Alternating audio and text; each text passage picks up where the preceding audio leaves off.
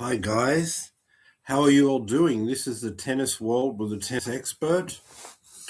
I've not been with you with the off season, been quite busy, but I would like to take the chance to review the 2025 season. First, we started off at the Australian Open. We had Sinner um, into the final because Djokovic had beat Alcaraz, and at the start of the year, Alcaraz was quite inconsistent. Had a bad game against Djokovic. This physically took so much out of Djokovic that like he would be injured and he would retire against the Rev in the semi-finals. But now you get an easier final for Sinner. Only time he didn't have to play Alcaraz in a final. He gets Zverev and he wins in straight sets, mostly because Alcaraz had a bad day against Djokovic. Djokovic had a best day for his age, but then Djokovic was physically out and Alcaraz was out, so that was all for Sinner. Then we went to the French Open, where we had a great match: Sinner Alcaraz, 2-sets-to-love. Um,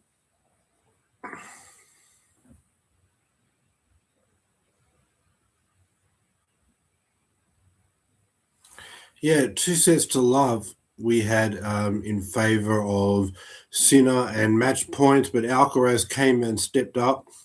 I mean, they're both playing about the same level, but I believe Alcaraz is bigger in the big points. So Alcaraz won the French Open, but then Sinner made some adjustments.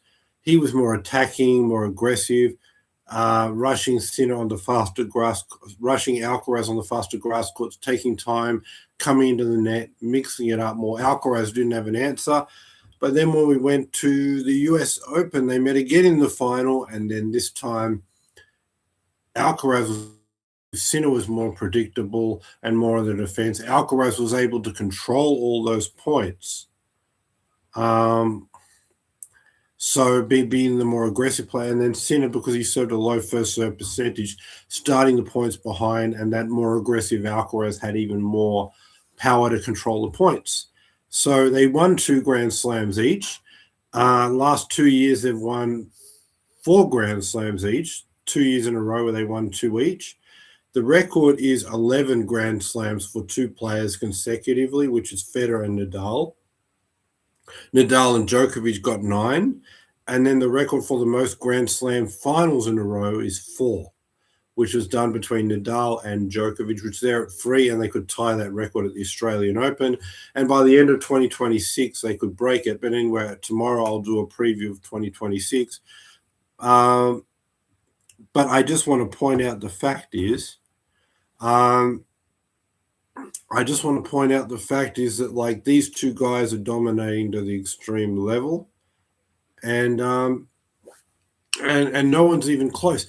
I looked at the points. Zverev is closer to 0 points on the rankings than he is to Sinner. Like we've never seen anything like this. Sometimes I wonder the way these guys are dominating and the way Federer, Nadal, and Djokovic dominated. Like, are they better? This year's been all about that. The indoor year, I forgot that was all about Sinner. His bigger serve, more attacking style worked well. He won the 7-6, 7-5 World Tour Finals final over Alcaraz. Great match. And he was a better player at the end of the year, I would say. But yeah, like I was saying, I wonder, and I look back at some of the matches, like the Davis Cup in what was it, 2023, where Sinner played Djokovic, and Djokovic he won 3 Grand Slams that year. He'd beat Sinner and Alcaraz in the semis at the World Tour Finals, semi-final and final. But yeah, Sinner beat him. Then I look at in 2022, Nadal and Alcaraz played 2 matches in Madrid and in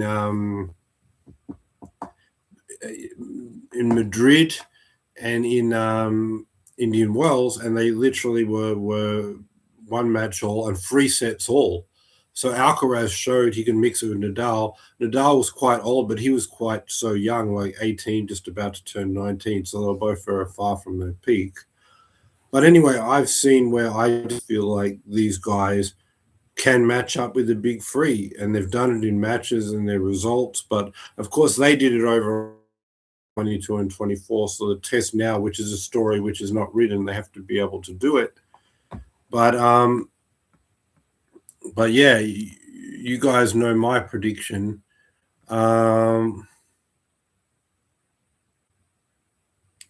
So yeah, you guys know my prediction. I think Alcaraz is going to win the most Grand Slams.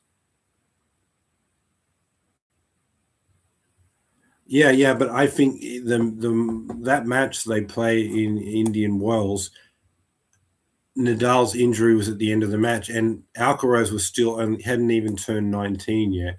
And the fact that that was such a close match coming down to a few points, and obviously Nadal had more experience, but you got to just think, of course, if they would be able to keep playing, Alcaraz would get more experience. But the fact that they were at a very similar level, I noticed that from that match.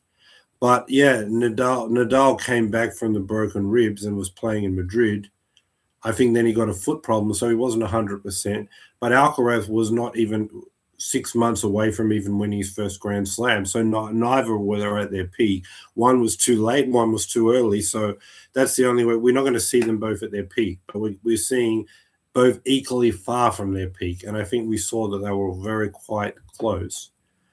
But I will say that like Nadal was a bit more inconsistent, but Alcaraz, I feel like 22 is when most players peak, and since Monte Carlo this year, we've seen a more consistent version of Alcaraz. But I just feel like based on those matches, and based on now now there's no Nadal and Djokovic is too old, but they're just dominating the other guys a lot. But then we've seen how they matched up in certain matches to show. I don't think those matches showed one way or the other who is better of the two generations, but it showed that they're on a very similar level. Like that's where I'm getting from that. But as far as like the GOAT, I really think Alcaraz is going to get somewhere 28 to 32, I'll say 30 slams for now. Because there's no big three. The rest of the generation is weaker. But anyway, this year was about Sinner and Alcaraz. Yeah, okay, if someone like Fonseca is coming up too, like he was 700 in the world before 2024, then got to 140. Now he's at around 24, 25. Like some of the greats we've seen racing up extremely fast, like Federer, Nadal, Djokovic, he's doing something. So look for in 2027 for him to be doing something big. I think he'll continue climbing, but not to Alcaraz and Sinner. But anyway, this year was about Alcaraz and Sinner.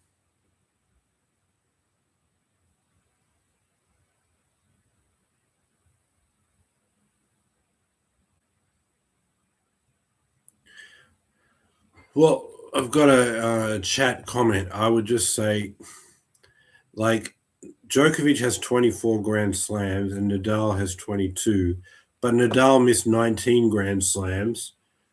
Djokovic missed 3. And then you've also got to consider there are a lot of times Nadal actually played with an injury or pulled out during the tournament. So, like, but even just giving Nadal 16 more Grand Slams, would have he won 2 more to tie or 3 more to win?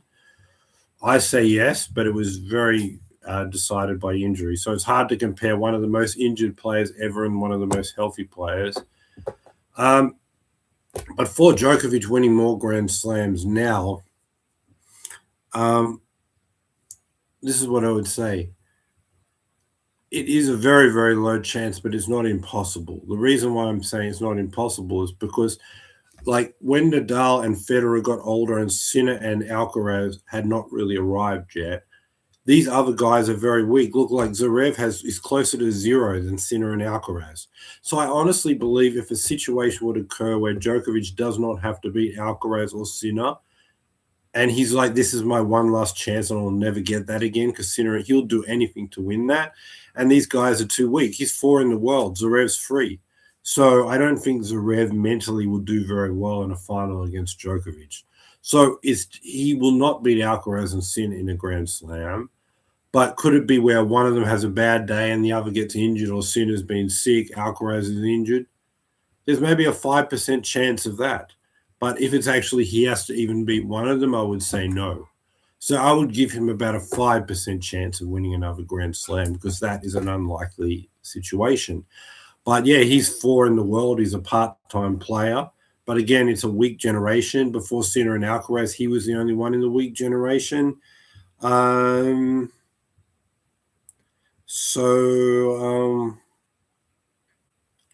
yeah, that's what I'd say. But anyway, for right now, Sinner and Alcaraz can't be beat by anyone, including Djokovic, who's won all the Grand Slams. Let me come back tomorrow, and I'll respond to more things, answer more questions. I'll talk about the year to come and the future, and I'll preview the 2026 season. That's my video. Thanks for watching. Subscribe, bell notification, thumbs up. See you guys tomorrow. Subscribe, and thanks for watching, and bye for now.